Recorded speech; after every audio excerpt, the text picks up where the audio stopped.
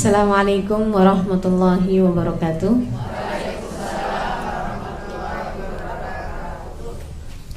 Alhamdulillahirabbil alamin, bihi nasta'in ala umurid dunya waddin.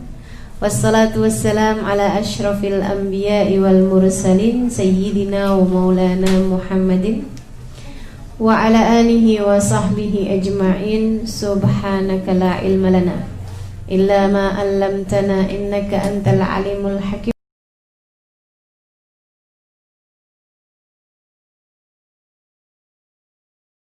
Dan menuju surga kelak sebagai tempat kembali kita. Mudah-mudahan Allah Subhanahu wa taala menjadikan kita yang jadi ibu di antara kita jadi ibu-ibu yang solehah. Ibu-ibu yang dapat menghantar anaknya menuju surga. Sesuai dengan tema kita pada hari ini, Ibu, hantarkan aku menuju surga, kata anakmu ya. Mudah-mudahan Allah SWT menjadikan kita wanita-wanita yang dapat melaksanakan amanat besar ini, yaitu membawa generasi penerus kita menuju surga Allah SWT. Sebelum dimulai, yuk kita baca suratul Fatihah. Kita minta kepada Allah SWT keberkahan. Kita minta kepada Allah SWT kemanfaatan ilmu. Kita minta kepada Allah SWT semoga Allah bukakan pintu hati, pintu pikiran, pintu akal, pintu ruh kita, sehingga kita dapat ilmu yang bermanfaat, ilmu yang bawa kebaikan bagi kita dunia akhirat. Al-Fatihah biniyatin nafa' wal intifa' wal mudzakarah wat tadhkir ibtigha' mardatih wa qurbih wa thawabih wa husnil khatimah ma'lud fil afiyah wa salahil aqibah wa ila hadratin Nabi. Al-Fatihah.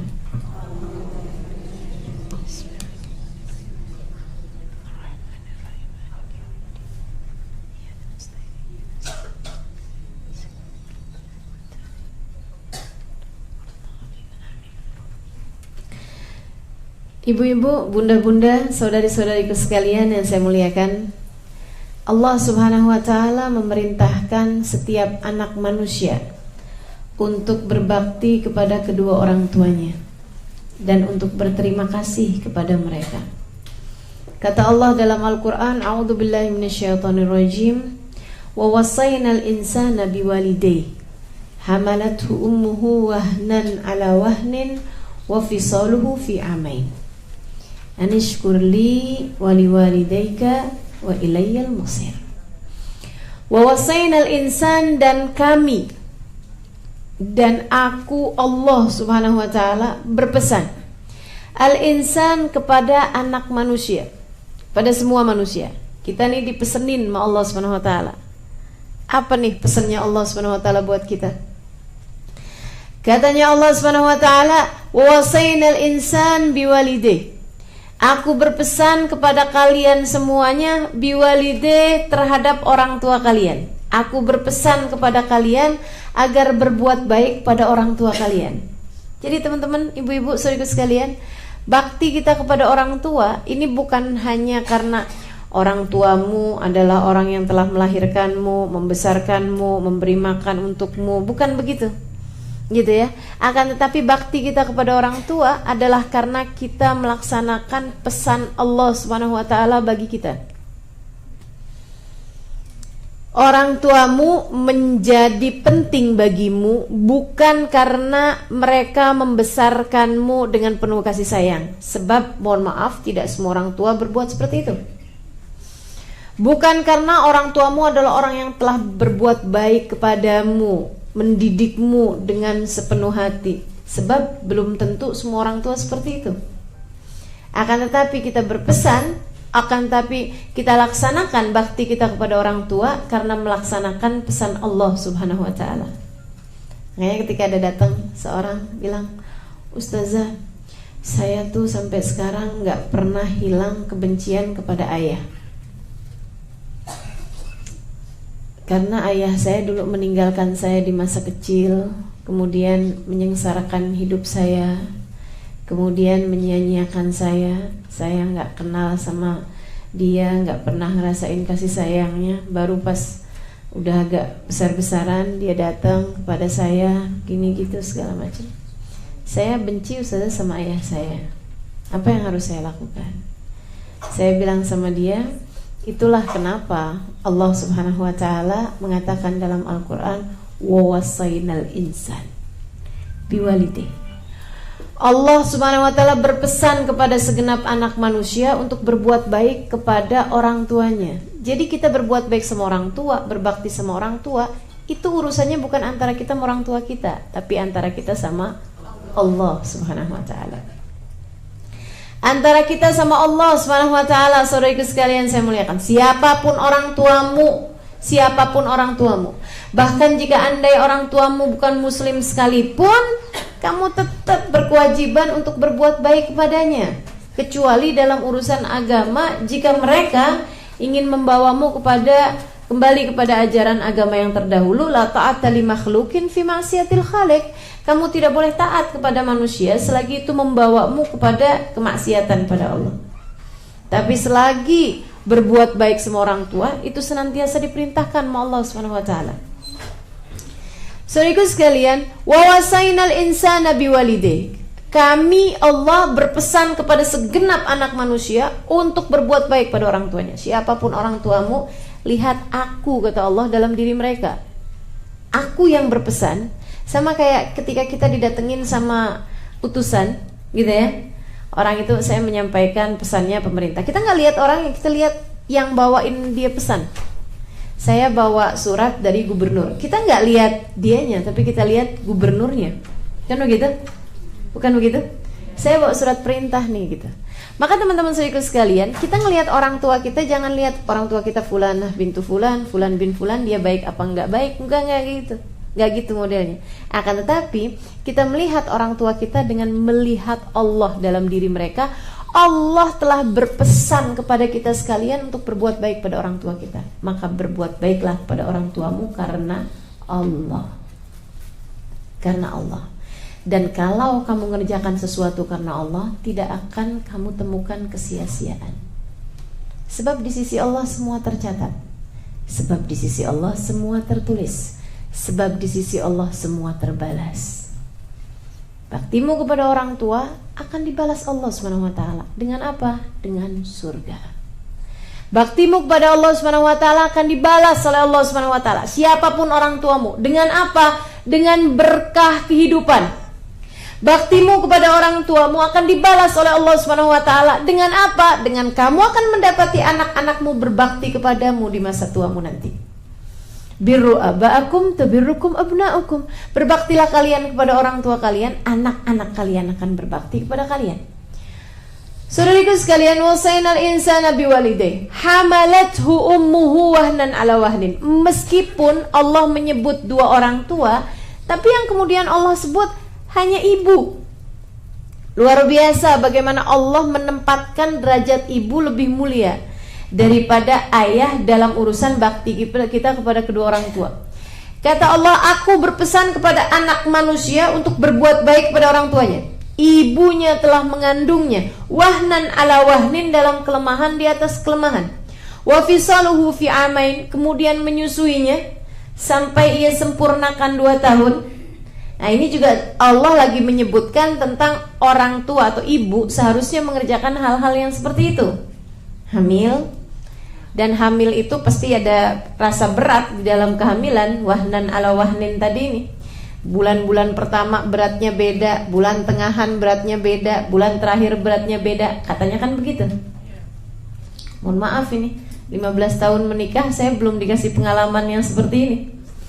Makanya saya karena belum melahirkan anak, saya lahirkan aja apa yang bisa saya lahirkan. Lahirin buku, lahirin majelis, gitu ya. Lahirin kajian-kajian. Mudah-mudahan yang dilahirkan ini jadi anak-anak yang bermanfaatan bagi saya di hari akhirat. Amin ya rabbal alamin. Jadi salah satu bagian dari ilmun yuntafa' bih, insyaallah, ilmu yang bermanfaat yang akan sampai pahalanya meskipun saya sudah berada dalam alam kubur nanti. Amin. Ibu-ibu saudaraku sekalian saya muliakan. Jadi Allah menyebutkan fungsinya itu fungsinya ibu, wahnan ala wahnin wa fisaluhu fi amain, kemudian menyusuinya sampai dengan 2 tahun lamanya. Ini yang diharapkan Allah SWT dilakukan oleh segenap ibu. Bu, jangan gak nyusuin anakmu. Ini lagi musim nih sekarang. Ada banyak ibu-ibu nggak mau nyusuin anaknya, gitu kan ya? Nggak apa-apa kalau anaknya tetangga, tapi kalau anakmu sendiri sebaiknya lakukan itu. Kenapa? Ada berkah, dalam menyusui anak, ada berkah dalam menjadi bagian dari cara Allah SWT memberikan rizki kepada hamba-hambanya. Kamu ketika menyusui menjadi kepanjangan rizkinya Allah Subhanahu wa ta'ala dalam dirimu. Masya Allah, rizkinya anak bersumber dari tubuh ibunya. Ini kan luar biasa bener nih.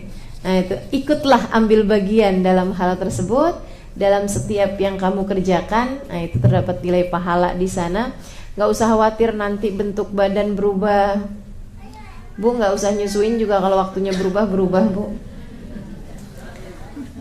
gitu ya. Jadi nggak usah khawatir.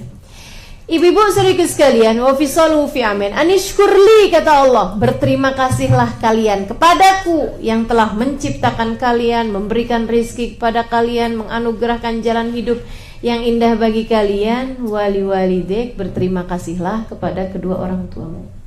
Ilayyal masir, kamu harus ingat bahwa kepadakulah kalian semua akan kembali.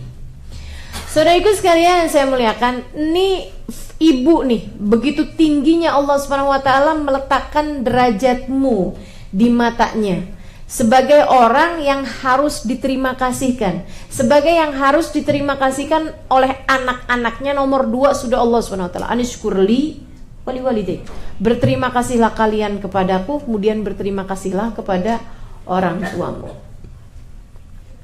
Berbaktilah kalian kepadaku dan berbaktilah kalian kepada kedua orang tuamu. Saudariku sekalian, dalam hadis yang lain Nabi Muhammad SAW mengatakan, al-jannah tahta aqdamil ummahat, surga berada di bawah telapak kaki ibu.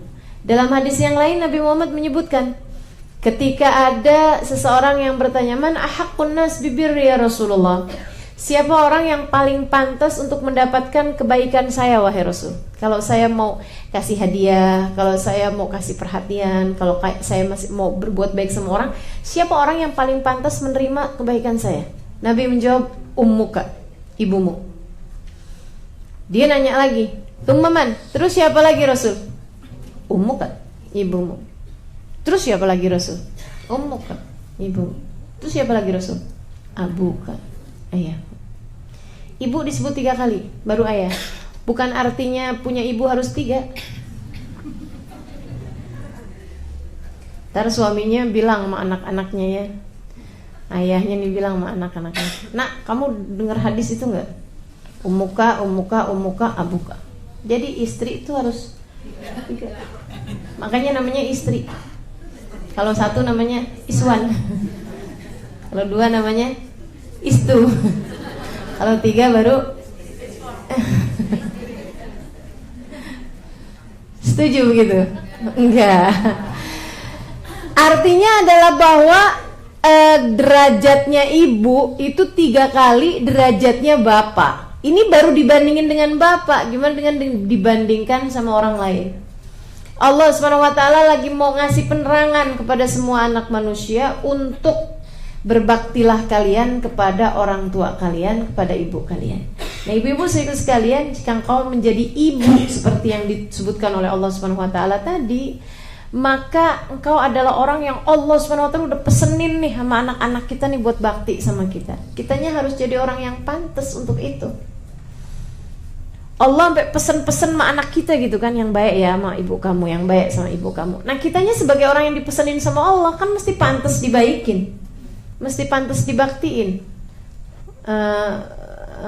Nyambung gak nih sama apa yang saya mauin? Ibu-ibu ngerti ya kira-kiranya ya? Baik, ibu-ibu sekalian, mesti mantesin diri untuk derajat sampai dengan Allah memerintahkan anak-anak kita buat bakti sama kita. Sebab gak semua orang pantas untuk dibaktiin, tentu saja bukan.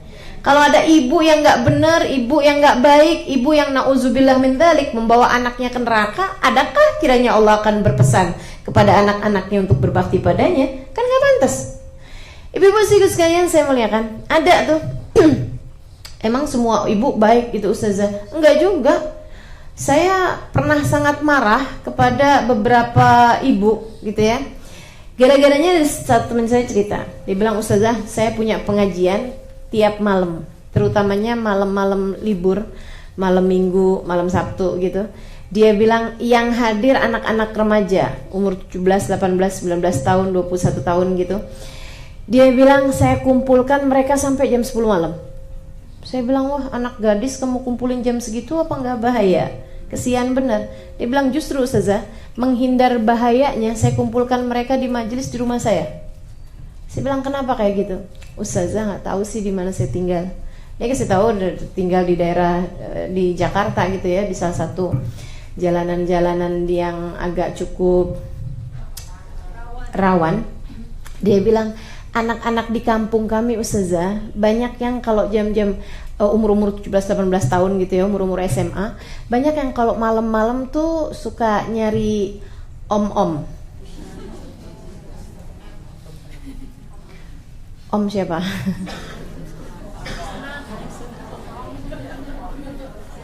Om Senang, Tante Girang gitu ya, banyak nyari om-om. Dia bilang, nah nanti tuh dibayar gitu loh sama mereka. Dia bilang, jadi saya kumpulin Ustazah pelan-pelan, saya bikinin mereka makanan, saya biar nggak kayak begitu gitu, biar nggak nyari di luaran sana gitu. Alhamdulillah Ustazah pada kumpul, Ustazah anak-anak pada girang, pada alhamdulillah nih dalam waktu beberapa bulan saya telatenin kayak begitu, udah mulain ada yang pada pakai jilbab, udah mulain ada yang bisa baca Quran, udah mulain pada ngerjain sholat berjamaah, belajar sholat ini apa, sampai mereka nggak mau lagi ngerjain perbuatan haram kayak begitu.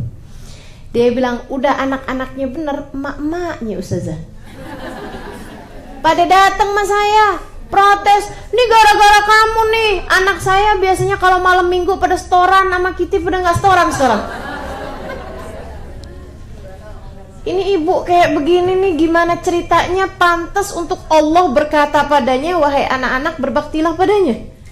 Ini ibu nggak bawa anaknya menuju surga, dia malah ibu yang kayak begini, pantasnya kita apain nih? Suntik mati? Gua lah nggak segitunya ya. Kita ajakin pergi majelis ya Bu ya, biar pada ngerti tugasnya dan fungsinya sebagai orang tua yang seharusnya membawa ke jalan surga bagi anak-anaknya. Ibu-ibu sedikit sekalian, katanya Nabi Muhammad kan al-jannah tahta aqdamil ummahat. Surga berada di bawah telapak kaki ibu. Kamu seret kemanapun kamu pergi, surganya anakmu berada di bawah telapak kakimu, Bu. Itu apa sih maksudnya? Artinya bahwa taat kepadamu membawa surga, kan begitu ya? Tapi durhaka kepadamu membawa kemana? Bawa ke neraka. Allah nggak sebut yang nerakanya tuh. Allah nggak bilang neraka di bawah telapak kaki ibu. Kalau kamu durhaka padanya, kamu akan masuk neraka. Tapi yang Allah sebutkan adalah jannahnya, surganya. Kenapa begitu? Karena Allah berharap kamu lebih banyak bawa surga bagi anak-anakmu. Ibu, surga itu adem, neraka itu panas. Surga itu adem. Jadi kalau kita mau tahu, adakah saya sudah menjalankan tugas saya sebagai seorang ibu atau belum kepada anak-anakmu, perhatikan, ketika anakmu berada di sekelilingmu, mereka merasa adem atau merasa panas? Kalau yang kamu bawa adalah surga, anak-anakmu berasa adem berada di dekatmu. Selalu aja kalau lagi sedih-sedih yang dicari mamahnya. Selalu aja kalau lagi galau yang dicari mamahnya. Kenapa? Bawa surga. Ada surga di bawah telapak kakinya, sehingga mereka demen untuk deket-deket. Nah ini kalau kemudian anak-anak tiap kali ketemu ibunya ntar kalau lagi ada teman-temannya pada nanya, "Itu mama kamu ya?" Gitu deh, malu gitu mau nyebutin bahwa kita adalah ibunya. Kamu harusnya introspeksi diri. Kenapa anakmu gak betah bersama denganmu? Kenapa anakmu malu untuk mengakuimu sebagai ibunya? Kenapa kemudian dia malu menyebutkan di depan teman-temannya bahwa kamu adalah ibunya? Jangan-jangan selama ini bukan surga yang kamu bawa. Bukan surga yang kamu seret kemana-mana ketika kamu berjalan. Akan tetapi apa? Innalillahi wa inna ilaihi raji'un. Saya pernah bilang pada ibu saya tahu kalau ada surga di bawah telapak kakimu, Bu, karena saya mendapati harum wanginya di tanganmu ketika saya mencium telapak tanganmu. Nah, waktu kita cium ibu kita, enak, adem, kan gitu ya? Iyalah, ada surga di bawah telapak kakinya. Gimana nggak kita adem? Susah-susah, desel aja ke ibu, gitu kan? Enak, gitu ya? Ibu tuh fungsinya emang seperti itu, bawa surga bagi kehidupan anak-anaknya. Maka ibu-ibu saudaraku sekalian, jangan pernah lupa itu. Anak-anakmu diciptakan untuk surga. Anak-anakmu diciptakan oleh Allah SWT untuk menujunya. Maka ibu-ibu saudaraku sekalian, kamu memiliki peran penting untuk dapat mengembalikan mereka dan menghantarkan mereka menuju surga kembali sebagai tempat kembalinya. Gimana caranya? Nah, yuk kita bahas. Bahasnya enaknya dari mulai mau hamil apa udah telat nih sekarang? Ibu-ibu udah gede-gede anaknya ya. Boleh lah ya. Dari hamil. Mau dari hamil, dari awal. Oh, dari sebelum hamil. Biar pada pengen hamil. Udah gak mau hamil. Ya Allah. Ibu-ibu saudaraku sekalian yang saya muliakan, sebelum kamu hamil udah telat ya, tapi nggak apa-apa lah, bisa diajarin ke anak-anaknya. Atau yang akan hamil silahkan nih. Yang mesti bisa hamil kayaknya boleh deh. Ini kan dulu-dulu kan hamilnya belum tahu ilmunya, sekarang udah tahu ilmunya. Ibu-ibu teman-teman saudaraku sekalian, bahkan dari mohon maaf akan terjadinya